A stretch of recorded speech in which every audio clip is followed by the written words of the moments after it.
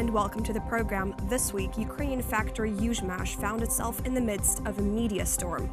It's after an article in the New York Times claimed the state-owned enterprise provided missile technology to North Korea. The allegations have been dismissed as false by top Ukrainian security officials and the U.S. intelligence community. Intelligence sources didn't hold back by telling various news outlets, including Reuters and CNN, that the New York Times story simply wasn't true. Reuters also reports that intelligence officials believe North Korea can produce its own missile engines and does not need to import Ukrainian technology. So, can North Korea produce its own rocket technology for missiles which can reach the mainland U.S.? From Washington via Skype, we are joined by Joshua Pollack, the editor of the Non-Proliferation Review and a senior research associate. Welcome to the program, Joshua. Thanks so much for joining me. Thank you for having me. So first off, is North Korea capable of producing its own missile technology? I believe they are capable of building their own missiles. The underlying technology has been acquired over the years from foreign sources. And by technology, I mean design information. I don't mean necessarily components, major subsystem. The North Koreans have missile factories, they have specialists, they have research institutions, and they build their own engine. So they can't actually make their own rockets. Is that what you're saying? They can. They do. They have been since the 1980s. And so these are the types of rockets. I mean, the latest test has been quite successful, and analysts say that it can potentially reach mainland U.S. These deadly missiles. So were they produced by North Koreans, or were some parts of them imported from other countries? There's still a lot we don't know about the newest engine. If they follow the pattern of previous North Korean engines, then they were made in North Korea using some foreign design information. But a lot is still unknown. There are two engines in question. One has been presented by the North Koreans as designed for a heavy space launch. This has a pretty good resemblance to a Soviet engine from the 1970s or so. But the intelligence community in the United States has indicated that the North Koreans developed it themselves with some assistance from Iranian specialists. Right. There's been no mention of Russians or Ukrainians. Right. I think it's possible. So just to stop you there, so do you think that potentially back when the Soviet Union was still intact, North Koreans could have taken parts of their missile technology and are now using it in the latest successful model? I don't think they received entire missiles or engines from the USSR. When the Soviet economy was in dire straits, the missile and nuclear enterprises became starved of resources. And the North Koreans set out to try to recruit as many specialists as they could. This was in the late 1980s and early 1990s. They seem to have acquired a great deal of know-how and design information at that time. There's no indication that they actually got rockets or engines out of the country at the time. Now, do you think that, how advanced, in your opinion, is the missile engine technology currently in Ukraine, which is currently being accused, or some reports are allege that Ukraine could have produced these missile technology and potentially sold them off in black market deals to North Korea. So how advanced are they really? These are advanced heavy liquid propellant engines that were developed in the 1970s, but are still good. The design is still in use in heavy space launchers, or it was until. So do you think that, in your opinion, I've read a report that you've also published in the media where you say that the allegations against Ukraine, in the sense that the UATV rocket factory could have potentially sold off these missile technology to North Korea. You don't think that could be possible even? I wouldn't say that. You never want to rule anything out, but I just don't see any indication of that. It would be difficult, I think, to send a large number of large objects from a sensitive facility to a closely watched country like North Korea and have it evade detection. The missile specialists who tend to favor this hypothesis are making an inference based on their view that North Korea does not have end-to-end production capabilities. If they don't have those capabilities, then they have to be getting these systems from somewhere. So it's arrived at through a chain of reasoning.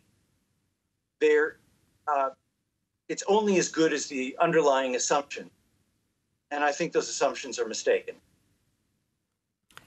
Right. Do you believe that there could have been other black market deals that Pyongyang established with Iran or Russia, for example, to get access to more high-tech equipment for their most successful missile? Well, again, I think it's not about equipment. There are indications, certainly the United States government has claimed that Iranian engineers from Iran's missile enterprise participated in the development of this new heavy space launch engine in North Korea. They named two individuals in particular from the Shahid Himmat industrial group who they claim traveled to North Korea to participate in the design and development of these engines. So this is a question of expertise. It's not a question of equipment. Or not necessarily.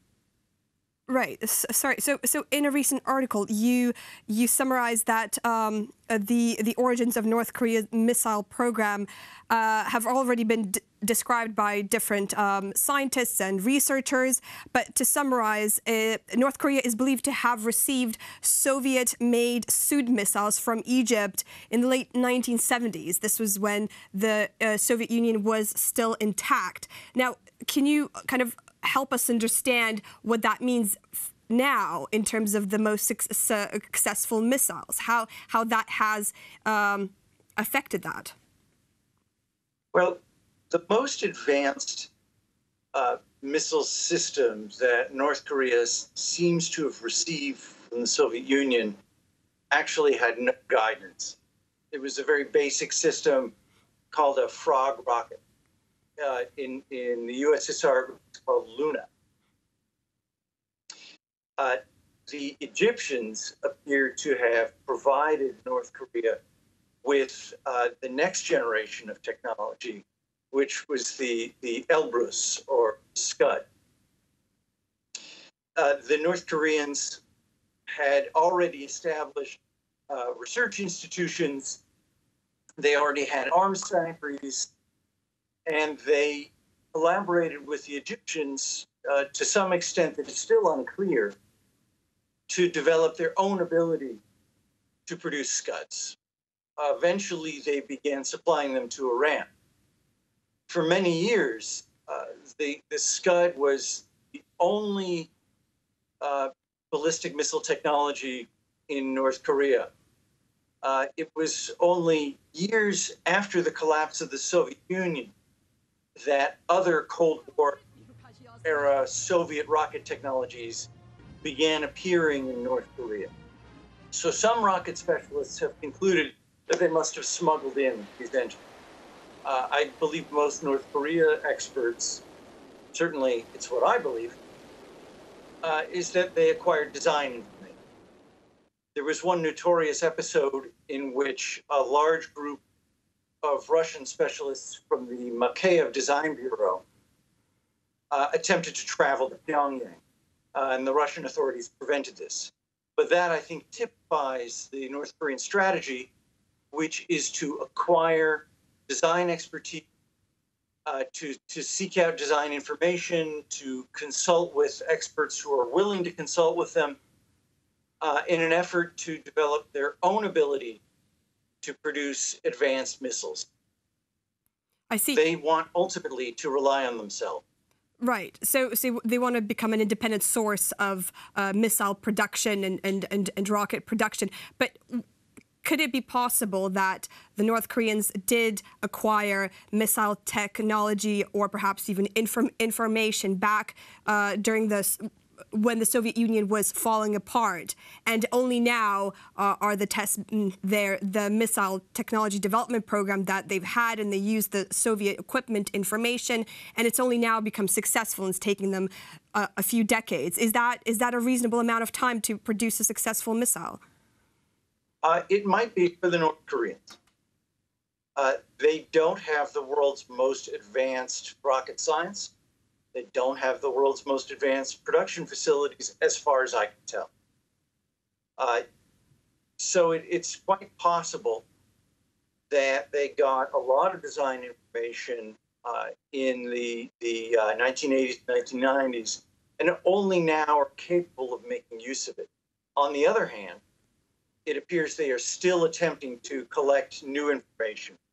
The Ukrainian authorities arrested 2 North Korean agents in 2011 trying to acquire photographs of secret data related to rocket design. So they're still at it, if that's any indication.